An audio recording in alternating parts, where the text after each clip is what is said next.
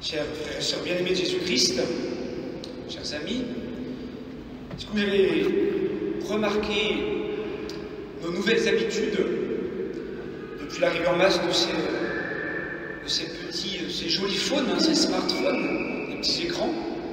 On m'a fait un sondage. Qui n'a pas de portable parmi vous? Levez la main. Voilà, 1, 2, 3, voilà. C'est pas la majorité. D'accord? C'est pas la majorité.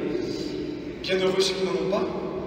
Mais vous voyez qu'avec nos petits jolis phones là, on est un peu penché vers le bas. Alors, on est penché vers la terre en fait.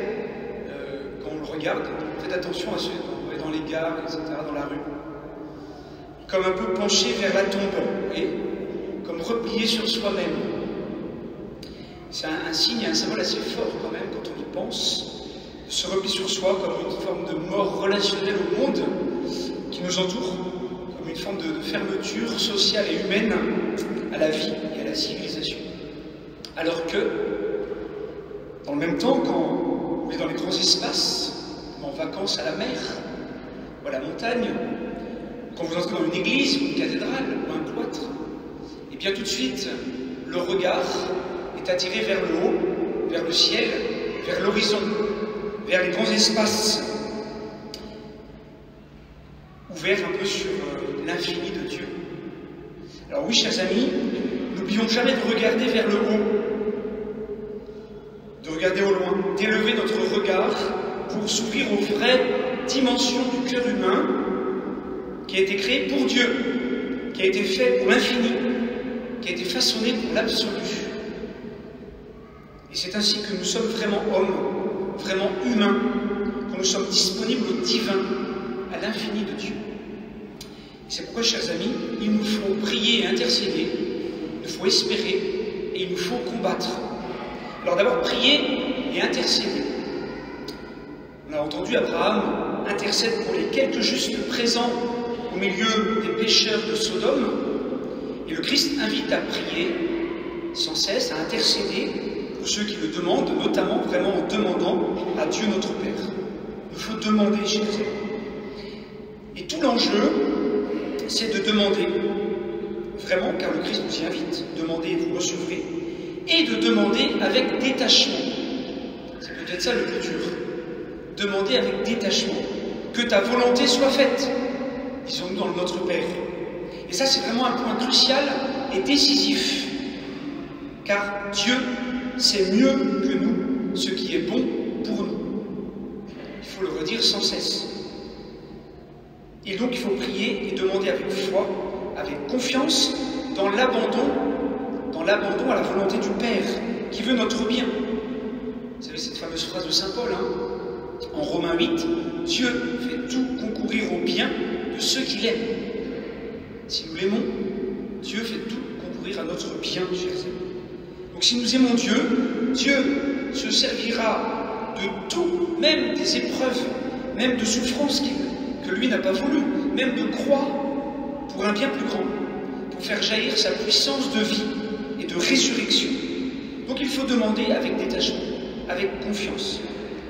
Et il faut prier et intercéder les uns pour les autres. Je l'ai dit au début de la messe, il y a des messes de souvenirs, on prie pour des défunts. On voit bien que prions pour nos défunts et que nous demandons aux défunts de prier pour nous. Il y a un bel échange là, il y a une incroyable communion du visible et de l'invisible, du ciel et de la terre. Et c'est ça l'Église. C'est ça l'Église. Toutes ensemble qui prient. Et nous, ici-bas, nous sommes invités à prier et à intercéder aussi, et notamment pour ceux qui souffrent, ceux qui sont dans la peine et l'épreuve, qui nous le demandent, afin que Dieu les assiste. Et vous savez, chers amis, il y a de nombreuses guérisons. De nombreuses guérisons. Pas forcément physiques, comme on le voudrait, mais des guérisons du cœur, des guérisons intérieures, des pardons, des réconciliations qui sont vraiment des miracles, si nous savons les voir.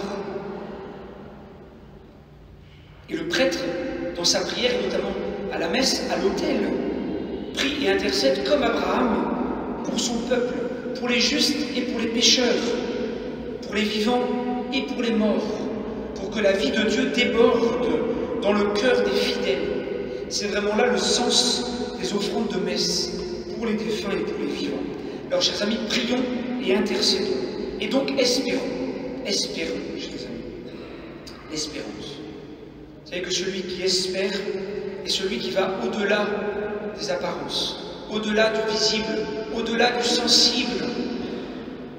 Est-ce que vous savez quel est le symbole concret de l'espérance? Comment on représente l'espérance? Facile.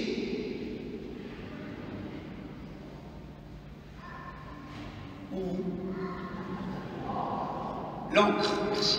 L'encre marine. C'est le symbole concret de l'espérance. Parce que l'encre, elle nous permet de demeurer stable au-dessus des flots de la mort, alors même qu'on ne la voit pas, qu'elle est au fond de l'océan.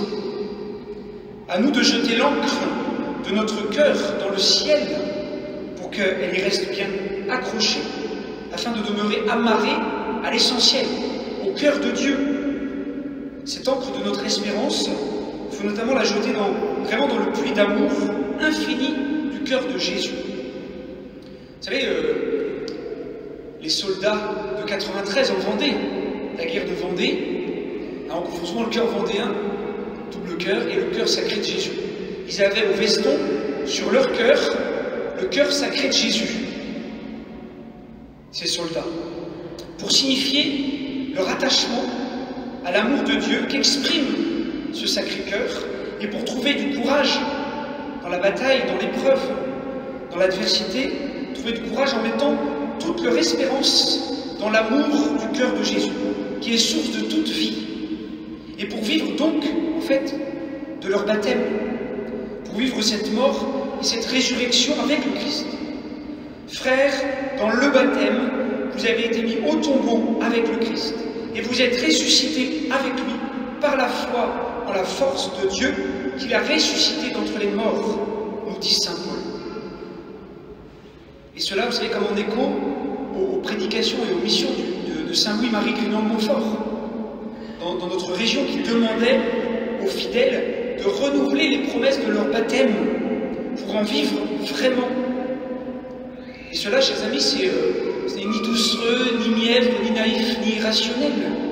C'est la puissance d'amour et de vie qui vient du Christ, et dans laquelle nous sommes invités à mettre toute notre espérance envers et contre tout. Pourquoi? Parce qu'un seul juste, le seul juste, le Christ, est mort par amour pour nous qui sommes pécheurs. Et à chaque messe, Jésus offre sa vie pour nous, pécheurs, qui ne le méritons pas, mais qui, le Christ donne sa vie de manière totalement gratuite, don total, si nous savons l'accueillir en vérité. Et c'est là, chers amis, notre espérance. Prier et intercéder, espérer et combattre. Combattre, chers amis. Dans chaque homme pécheur, il y a du bon. Dans ce sans-gêne, et cet ami de l'Évangile, vous avez entendu, dans le père de famille qui donne à son fils ce qu'il lui demande, et même ceux qui sont mauvais savent donner quelque chose de bon, nous fait remarquer Jésus. Oui, nous qui sommes mauvais, pouvons donner des choses bonnes.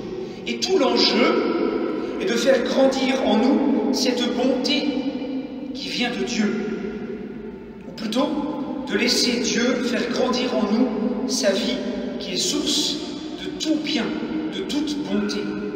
Et les enjeux, chers amis, sont colossaux, et le combat est titanesque.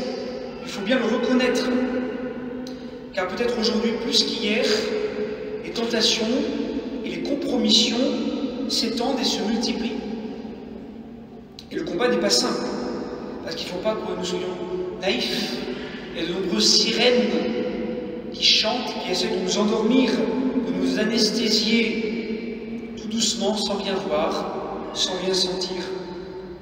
Alors vous connaissiez au cœur du bocage vendéen, un endroit où il y a plein de bénévoles qui donnent du temps, et c'est le Hellfest. Ouais, le Hellfest. Et certains me diront, le Hellfest, c'est bonne ambiance, faut pas voir le mal partout, etc. C'est pas faux.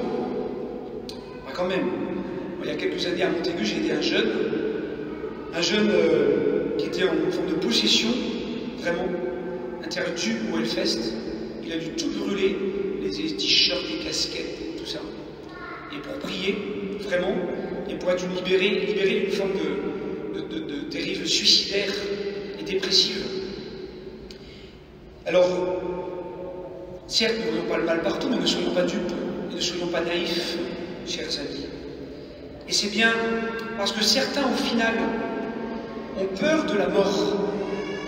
Ils ont peur de la mort, qu'ils sont fascinés par les zombies, les morts vivants, le diable, l'enfer, etc. Et la lettre aux Hébreux dit cette phrase essentielle. Le Christ a rendu libre tous ceux qui, par crainte de la mort, passaient toute leur vie dans une situation d'esclave. Il faut donc être vivant, chers amis, être libre dans le Christ. Et mercredi dernier, ceux qui étaient dans cette cathédrale ont eu la grâce d'écouter le général Gallet, chef des sapeurs-pompiers de Paris, qui a sauvé Notre-Dame de Paris, qui est un Vendéen, bien évidemment. Rien, c'est comme ça. C'est pas moi qui l'ai inventé, mais il est Vendéen, c'est comme ça, voilà. Et il témoignait, lui qui n'a pas trop la foi, c'est pas un pilier d'église, vous voyez, de cette forme de personnalisation du mal dans cet incendie auquel il a dû faire face, et dans le même temps de se sentir comme porté par quelque chose de plus grand que lui pour le combattre et le vaincre.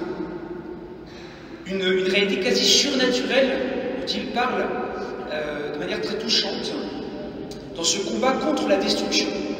Et vous trouverez son témoignage en vidéo sur le site de la paroisse.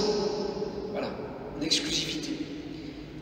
Peut-être que cet incendie est accidentel, dû à une étourderie ou que sais-je, mais ce qui est sûr, c'est que le démon profite de la moindre occasion donnée pour se faufiler et détruire, et accentuer la destruction et le mal.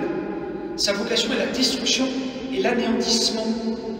Et c'est pour ça qu'il ne faut pas lui laisser de prise, ne pas lui ouvrir les portes de notre cœur à aucun moment, à aucun instant, et qu'il faut combattre de toutes ses forces pour choisir la vie et choisir le Christ.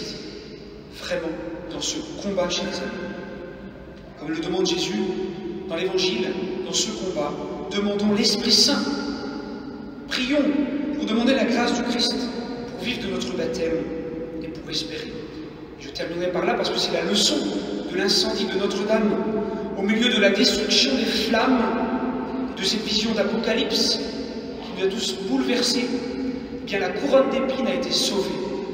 L'Église a tenu debout, même blessée, même défigurée, elle ne s'est pas effondrée, parce qu'en son cœur brillait la croix du Christ et à côté la statue intacte de Notre-Dame. Et les cierges des fidèles continuaient de brûler pour signifier que la prière durait, continuait et est source de salut. Le Seigneur attend notre prière, chers amis. Il attend notre foi, il attend notre espérance. Remettons tout entre ses mains. Par le Christ, la lumière de la résurrection triomphera de tout mal et de toute obscurité. Alors croyons, espérons, aimons et demandons à la Vierge Marie, à Notre-Dame, de nous aider à croire, à espérer, à aimer.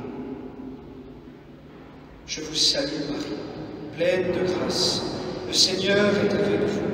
Vous êtes bénie entre toutes les femmes, et Jésus, le fruit de vos entrailles, est béni. Sainte Marie, Mère de Dieu, priez pour nous pauvres pécheurs, maintenant et à l'heure de notre mort.